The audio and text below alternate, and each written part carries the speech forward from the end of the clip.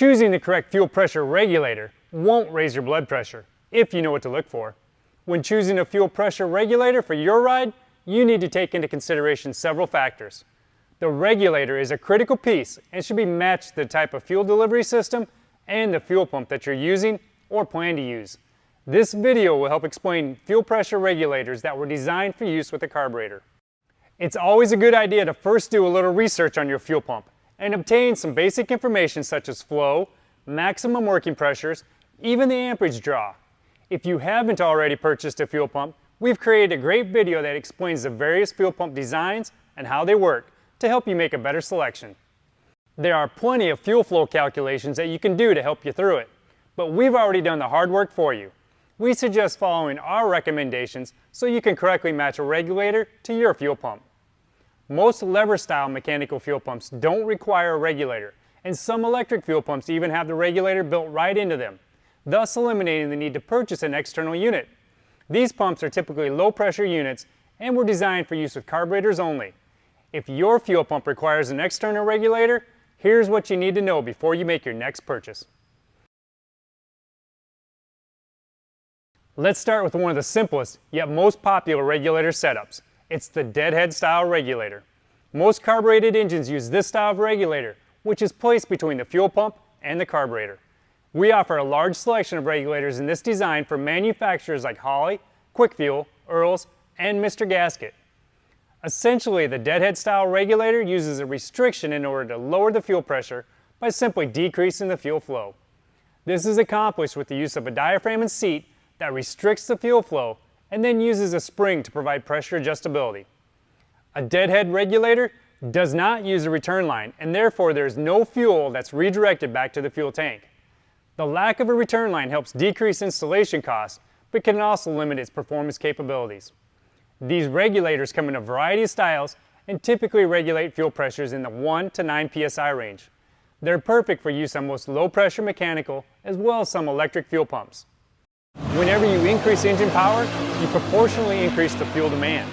High-performance engines with higher fuel flow demands can wreak havoc on a deadhead-style regulator. Some common problems that you might encounter when overworking a deadhead regulator include fluctuating fuel pressure, pressure creep, as well as the possibility of overpowering the carb's needle and seat, which can flood your engine and wash the cylinder walls. Also, since there's no bypass allowing the recirculation of unused fuel, the temperature of the fuel rises, increasing the chance of vapor lock.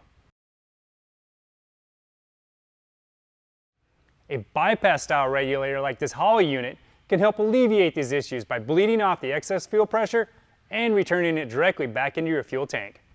This design helps eliminate pressure creep, lower fuel temperatures, and provides a more stable pressure curve.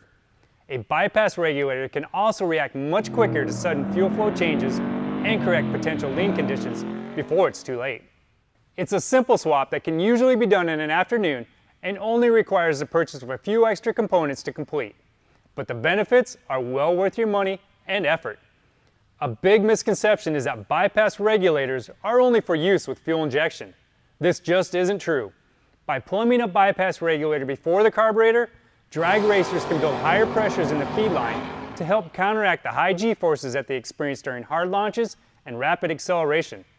In a street strip application, we recommend running the feed line directly to the carburetor's fuel log, then placing the regulator on the return side of your fuel log. This allows fuel to flow unrestricted to the carburetor, but still regulates the pressure and returns the unused fuel back into your gas tank. Carbureted systems can benefit from a bypass regulator just as much, if not more, than an EFI system can.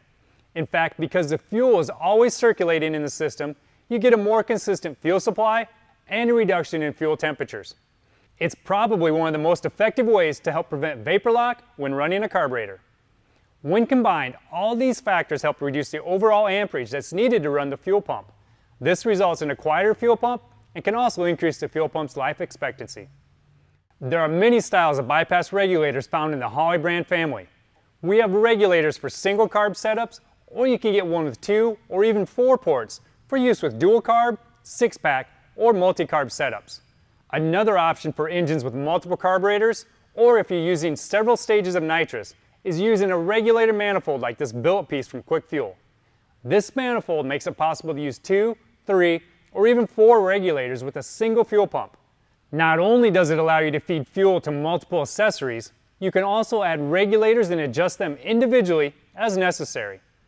Taking the time to plan out your fuel system and matching quality components will definitely pay off in the end and provide you with a safe and reliable fuel system for your ride. Thanks for watching. For more information on our full line of fuel pressure regulators, fuel pumps, and fuel system accessories, visit our website at holley.com.